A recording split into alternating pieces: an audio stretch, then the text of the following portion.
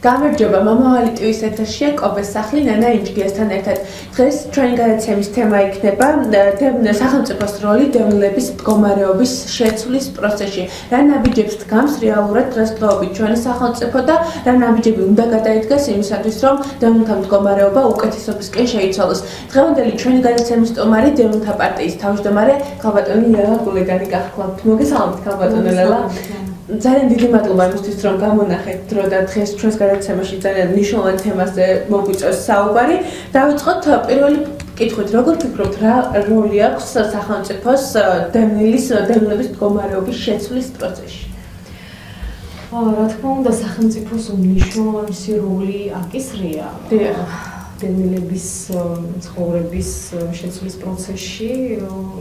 ეს თავისთავად ჩვენმა ხალხმა საქართველოს ტერიტორიალობისთვის ძალიან დიდი მსხვერპლი გაიღო ყველანაირი ფაქტიურად, ამიტომ სახელმწიფო ვალდებულია ყველაზე დაუცველ სოციალურ ფენას, უსახლკარო ფენას, რომელმაც ამხელა ტრაგედია გადაიტანა, მიხედოს და მოხდეს გახდეს სრულუფლებიანი წევრი ჩვენი ქვეყნის და ჩაერთოს ქვეყნის სპორტშენებობაში აქტიურად ან ეს პოტენციალიც გამოსაყენებელი აქვს სახელმწიფოს, მაგრამ სამწუხაროდ ჩვენ ვერ ხედავთ დღეს ამ სიტუაციას და ეს სურათი არ აქვს ჩვენ დევნილებში, რატომღაც დევნილები ყოველთვის მეორე ხარისხოვანია სახელმწიფოსთვის და პრიორიტეტი ისევ არ არის დევნილების მოძლიერება და ეკონომიკური ასე ვთქვათ მოძლიერება და წამოწევა ამათ ჩათვლა.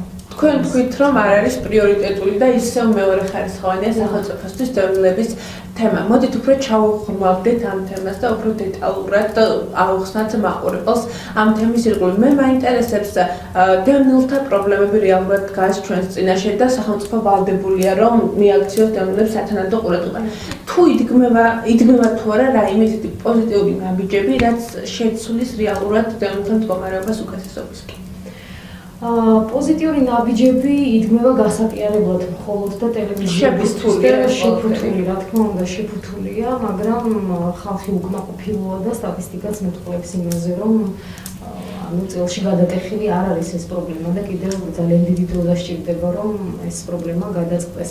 სამწუხაროდ დევნილები აწყობს სახელმწიფოს იმისთვის, რომ ისევ საერთაშორისო დონორი ორგანიზაციის მხრიდან შემოვიდეს თანხები, დონაციები, კონფლიქტების თემაზე ვიცით, ამხელა თანხები წამოვიდა, ანუ ეს მუდმივი პრობლემა თითქოს სახელმწიფოს აწყობს, რომ ჰქონდეს და ამაზე ხელი მოითხოვს. შეიძლება თუ არა ვთქვათ, რომ ამ პრობლემით სახელმწიფო ხელს ითხოვს, თქვით, რომ ეს ყველაფერი, ეს მდგომარეობა სახელმწიფოსთვის მომგებიანი იყოს.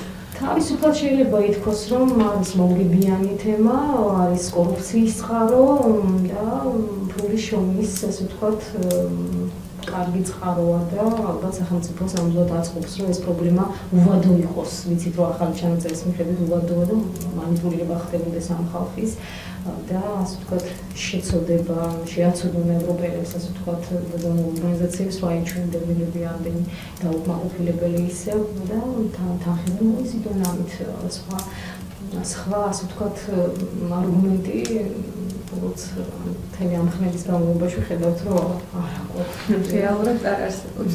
ქალბატონი ლელა, თქვენ თქვით, რომ თვითონ კანონებიც კი არ გვაქვს დევნილთა უფლებებს. საინტერესო რას გულისხმობთ და მაყურებელს რო გავაცნოთ კონკრეტულად? ანუ საქმე გვაქვს იმასთან, რომ მუხლები, ახალი მუხლებით, ანუ დაცვის გარანტიები, დევნილის უფლების დაცვის გარანტიების მართულებით ფაქტიურად დისკრიმინაციული ტერმინები ამოღებული, დევნილის ასე ვთქვათ, როგორ შეიძლება ითქვას, შემწეობასთან დაკავშირებით არ შემიძლია რომ არ აღნიშნო 1250 ლარზე მეტი შემოსავალი, ვისაც აქვს, ანუ მას შემწეობა შეუწყვიტა. ამას დაწვრილებით განვიხილოთ აუცილებლად დეტალურად. მინდა რომ განვიხილოთ და ანუ ეს ზოგადი და დისკრიმინაციული კანონი მივიღეთ, რომელიც არაფერს მომცემი არ არის და ფაქტობრივად დევნილთა უფლებები ის დაცვა არ ხდება ამ კანონით ნორმალურად და საჭიროა ისე. რეალურად გვაქვს სახეზე ის, რომ დღეს საქართველოში 9 მილიონზე მეტ ადამიანს საკუთარი ჭერი არ აქვს და ეს არის ძალიან მწვავე პრობლემა. სახელმწიფოს როლი რა როლი აკისრია სახელმწიფოს, რას აკეთებს და რას უნდა აკეთებდეს? დიახ, ანუ უსახლკაროდ მართლაც კი ძალიან ბევრი ოჯახი გვყავს საქართველოში, ანუ სოციალურად დაუცველები. 9 მილიონზე მეტი ნამდვილად არის, როდესაც კერძო საკუთრება ადამიანის, ასე ვთქვათ, თავისუფლების გარანტიაც უნდა იყოს და შემოსავლის ნაწილში გამართული იყოს ადამიანები, რა თქმა უნდა, პირველ რიგში ჭერი უნდა ჰქონდეს თავზე და სრულუფლებიან წევრი იყოს ჩვენი საზოგადოების. ამ მიმართულებით სამწუხაროდ სერიოზული პრობლემები გვაქვს, სახელმწიფო მიდგომა არ არსებობს, როგორ მოაგვაროს ეს პრობლემა. კარგად შესაძლებელი არ არის თუ რატომ დარჩა ამდენი ხალხი უბინაოდ, რა სახელმწიფო პოლიტიკას მოყვა ეს განაპირობა იყო თუ არა სახელმწიფო პოლიტიკის შედეგი, შეგნებულად იყო ეს თუ უცნობიერებლად თუ მიზანმიმართულად, ანუ ეს ყველაფერი ძალიან კარგად არის შესასწავლი და მიდგომები აუცილებლად გამოსაძებნია, იმიტომ რომ ამდენი უსახლკარო, ანუ ფაქტიურად მარგინალიზებული, ასე ვთქვათ, ფენა, სოციალური ფენა, რომელიც ვერ შეერთება ქვეყნის მშენებლობაში. რადგან არ აქვს მას კერძო საკუთრება, და თქმა უნდა დაუცველია. დასვლის გარანტიები მასაც არ აქვს, ანუ მას არ აქვს ჭერი. რახან ესეთმა ადამიანებმა როგორ იცხოვროს და შემოსავლის წყალს არ აქვს დასაქმებული არ არის, მაშინ ალტერნატივა უნდა იყოს, ანუ დასაქმებელიც იყოს ამ ადამიანებს, რაღაც ბინა შეიძინონ. მიდგომები აქ სერიოზულად შესამუშავებელია, ისევ და ისევ არის რესურსი და გამოსაძებნია ეს რესურსი და სამუშაო ამ თემაზე, რა უყოთ ამდენი უსახლკაროს და როგორ დავამოყოთ. ანუ ამ შემთხვევაში მნიშვნელოვანია ზუსტად პრობლემის ანალიზი და გააზრება იმისთვის, რომ შემდეგ მოგვარდეს ეს ყველაფერი. ხალბატონლა, თქვენი ორგანიზაციის ხედვა, როგორ ფიქრობთ ამ პრობლემის მოგვარებისთვის? საჭიროა თუ არა იგივე გამოუყენებელი მიწების, რესურსების გამოყენება იმ კუთხით, რომ ამ ადამიანების დაკმაყოფილება უზრუნველყოფა რაღაცნაირად შეძლოს სახელმწიფო. რა თქმა უნდა, ისევ და ისევ მიწები, გამოუყენებელი შენობები, მე ვისაუბრე პრივატიზაციის პროცესზე, შემთხვევით არ მისაუბრია, ჩვენ შეიძლება უსახლკაროებსაც შევთავაზოთ, არა მარტო დევნილებზე ვიზრუნოთ, ყველა დევნილი ვართ დღეს, ვისაც სახკარი არ აქვს ფაქტიურად, ხო? სოციალურად დაუცველებთან და უსახლკაროები დევნილებთან ერთად ცხოვრობენ კომპაქტური შესახლების ობიექტზე და ჩვენ ვფიქრობთ, რომ ერთიანი მიდგომა უნდა იყოს ამ ორივე კატეგორიის ხალხისთვის და ერთად მოხდეს მათთვის ბინების დაკანონება და არა დაცალკევება და ერთიანი მიდგომით მოხდეს ამ ხალხის განსახლება. სწორედ მიწები, ის რესურსები, რაც სახელმწიფოს გააჩნია, ანუ პრივატიზაციის პროცესი რადგან ვერ დასრულდა ამდენი ხანი, უნდა გადაეცეთ მოქალაქეებს რაღაც ვაუჩერი არის საერთაშორისო გამოცდილება და როგორ მოხდეს და სამართლიანად და ტრანსპორტად გადანაწილდეს საქართველოს მოქალაქეებზე და გავხდეთ ჩვენ ყველა სრულწლოვანი მოქალაქეები, ან ჩვენი აქტივის საქართველოს აქტივის მფლობელები და ჩვენ უკვე ჩვენ თვითონ გავკარგოთ ეს ყველაფერი და ჩაუშვათ წარმოებაში, ანუ გამოვიყენოთ ეკონომიკური მეურნეობისთვის, ანუ ფაქტორები ეს ყველაფერი გამოუყენებელია. ეს არის წარმოების ფაქტორი, მიწა, შენობა, ნაგებობა, რესურსები, რომელიც წარმოებაში უნდა ჩაეშვას. და ეკონომიკურ განვითარებას მოგცემს და პრივატიზაციის პროცესი იმიტომ აქვს მნიშვნელობა ფაქტიურად ეკონომიკური სისტემის ტიპი არ აქვს ჩვენ როგორში ანუ არის შემუშავებული არ აქვს გადასული ეკონომიკური სისტემა კაპიტალისტურ ეკონომიკურ სისტემაზე ამიტომ ეს ყველაფერი უნდა მოგვარდეს. ხალბატონლა, თქვენ ახსენეთ საერთაშორისო გამოცდილება. საინტერესო კონკრეტულად რომელი ქვეყნის გამოცდილებას გულისხმობთ? ეს არის აღმოსავლეთ ევროპის გამოცდილება, სლოვაკეთი, ჩეხეთი, პოლონეთი, თუ როგორ მოხდა იქ ეს პროცესი. არის ჩინეთის გამოცდილებაც, რუსეთის გამოცდილებაც არის და ჩვენ შეგვიძლია იქიდან გადმოვიღოთ და გავიზიაროთ. გადავიდეთ სხვა თემაზე, რამდენიმე დევნილის სტატუსის შეჩერებას აპირებს. როგორ ფიქრობთ, რამ განაპირობა ყოველივე ეს?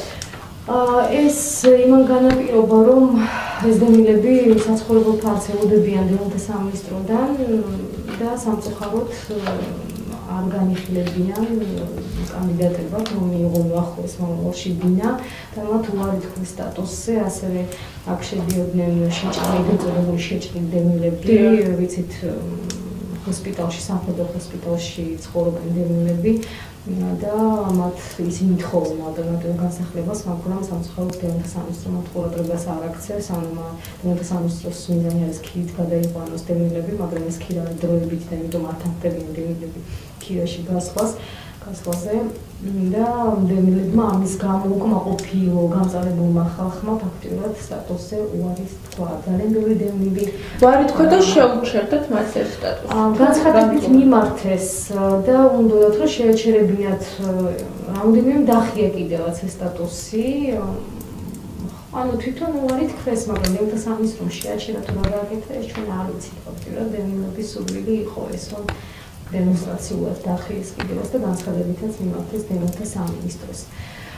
დევნილთა სამინისტრო ყველანაირად ცდილობს მე რომ გააჩვენოს ხალხი და რაღაც ზეპირ დაპირებებით კიდევ მოაკვირვოს ხალხი. წინა მინისტრის ბრძანება იყო, მე მინდა თავმად გითხრათ, რომ თანამშრომელმა ყოფილმა მათმა გითხრა, რომ სიტყვები ბრძანება იყო მინისტრის, რომ დააბოლეთ დევნილებიო და მე მომხსნეს, იმიტომ რომ მე ვერ ვატყუებდი ჩვენს ხალხსო და ფაქტიურად ის გრძელდება დღესაც, რომ დევნილების დაბოლება, მოტყუება.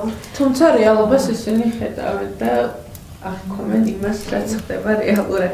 ქალბატონო, შემწეობის მოხსნასთან დაკავშირებით მინდა შევეხოთ ამ თემას და განვიხილოთ ეს თემა. თქვენი აზრი მაინტერესებს ამ თემასთან დაკავშირებით. იცით რა არის, ბატონმა სუზარმა განაცხადა, რომ სწორი პოლიტიკა იყო, ვისაც 1250 ლარზე მეტი შემოსავალი ჰქონდა, რომ მოუხსნა შემწეობა და ის კატეგორიებად ყოფს დევნილებს მილიონერებად და ღარიბებად, ანუ რადგან ეს სწორი პოლიტიკა იყო, ესე იგი 1250 ლარზე მეტი შემოსავალი ვისაც აქვს, მილიონერად ჩათვალა მან. და აღარ სჭირდება მას დამატებითი ყურადღება იგივე დევნილთა სამინისტრომ. აღარ სჭირდება და ამას თითქოს მას მოუწოდებენ, რომ ასეთი ეს ზომები მიიღოს საერთაშორისო ორგანიზაციები და სამთავრობოები. ჩვენ ვთქვით, რომ ეს 45 ლარიანი სამართლიანი დახმარება გახდა, ასე ვთქვათ, დასამართლებელი დევნილებისთვის და შეიძლება ისიც კი გამოაცხადოს სამინისტრომ ცოტა ხანში, რომ ამდენი წლის განმავლობაში იმდენი თანხა მისცა სახელმწიფომ, რომ განსახლების ალტერნატივაზეც უარს იტყვის ალბათ დევნილთა სამინისტრო. თუ კი ეს ასეა, მაშინ თვითონ მულტიმილიონერად ითვლება, ასე გამოდის, ხო?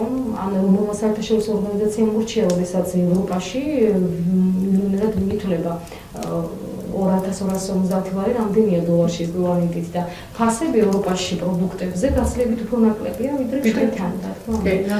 და ის არასამთავრობო ორგანიზაციები, ვიზეც გაიშვირა მან ხელი, ჩვენ გვაინტერესებს, ჩვენ გვექნება ახლა ახლო მომავალში არასამთავრობოებთან შეხვედრა და ამ საკითხს დავაყენებთ, ანუ მან ჩირქი მოსცხვა არასამთავრობოებს, იმიტომ რომ სამთავრობო საბჭოში მონაწილეობს მხოლოდ ერთი არასამთავრობო ორგანიზაცია, ეს არის საქართველოს ახალგაზრდა იურისტთა ასოციაცია, მათაც გამოსვლა უნდათ უკვე იქიდან და ეძებენ ახლა არასამთავრობოს ის ჩაანაცვლებს მათი გარდაცი მიზეზი რა არის, მაგრამ ფაქტიურად მოიტყუა მინისტრმა, როდესაც ქართული არასამთავრობოებისკენ გაიშვირა ხელი, რომ ისინი აყენებენ ამ ინიციატივას. ანუ რეალურად არასამთავრობოებს ეს ინიციატივა არ წარმოუყენებიათ. მე დარწმუნებული ვარ, რომ არა, მაგრამ ჩვენ შეხვედრაზე დავაყენებთ ამ საკითხს და იქაც ვკითხავთ არასამთავრობოებს, თუ ვინ წამოწია ეს ხედვა და თუ კი არ ეთანხმებიან ისინი ამ მოსაზრებას, მაშინ რა თქმა უნდა გვერდში ამოვიყენებთ და ერთობლივად კანონურ პროექტებს, რაც ჩვენ საკანონო ინიციატივებს, რაც შეეხება, მაშინ მხარდაჭერას იმედია გამოვითქვამები და ერთად მოახდენთ გავლენას ამ საჯარო პოლიტიკაზე დევნილთა მიმართ. ქალბატონო, ციტირებას მოახდენ 60,000-ზე მეტი დევნილი ოჯახი ელოდება განსახლებას, 7 წლის განმავლობაში 30,000 დევნილი დაკმაყოფილდა, ამ ტემპებით კიდევ 15 წელი მოუნდებით ყველა დევნილის დაკმაყოფილებას. ეს არის თქვენი განცხადებიდან, ასე ვთქვათ, ამონარიდი. როგორ ფიქრობთ, ეს პროცესი დაუსრულებელი პრობლემა გახდება რეალურად სამინისტროსთვის? რა თქმა უნდა, რადგან ეს ჩანაწერი ანუ ტემპებს, როგორც თქვენ თქვით, ჩვენც ვასახელებთ ამ შენელებულ ტემპებს, დაუსრულებელი პროცესი გახდება და მეტიც, ანუ ის ჩანაწერი, რომელიც გაჩნდა, რომ უვადო იქნება დევნილების განსახლება, ისიც გვაძლევს თავის გულისხმობს, რომ ფაქტიურად დაუსრულებელი პროცესი გახდება და ეს არაფრით არ შეიძლება ეს პრობლემა უნდა მოუყვარდეს ერთხელ და სამუდამოდ სახელმწიფოს არ უნდა აწყობდეს რომ ნამდვილი ხანი დაუსრულებლად აგოროს დენთა გასახელების პრობლემები და არსდენილებს არ აწყობ თაობები იზრდება ახალი თაობა ჩნდება ძველი მიდის როდემდე უნდა ელოდეს ეს ხალხი განსახლებას ანუ ეს სერიოზული პრობლემაა რომელზეც ჩვენ დევნილები არ იციან სამწუხაროდ არ არიან ინფორმირებულები ამის შესახებ არ არიან ინფორმირებულები ჩვენ გვინდა რომ დევნილებს მივაწოდოთ ეს ინფორმაცია და ამაზე ცვლილების მოხდენისთვის მხარში დავეყენოთ და რა თქმა უნდა შოქში ვარდებიან, როდესაც ამას ვეუბნებით. დამტკივნეული იქნება ეს მათთვის დაწუნებული ვარ. ქალბატონო, ძალიან დიდი მადლობა გადაცემაში მოგზაურობისთვის, წარმატებას გისურვებთ. მე მომავალ შეხვედრამდე გამშვიდობებით, დროებით. მადლობთ და ნახვამდის.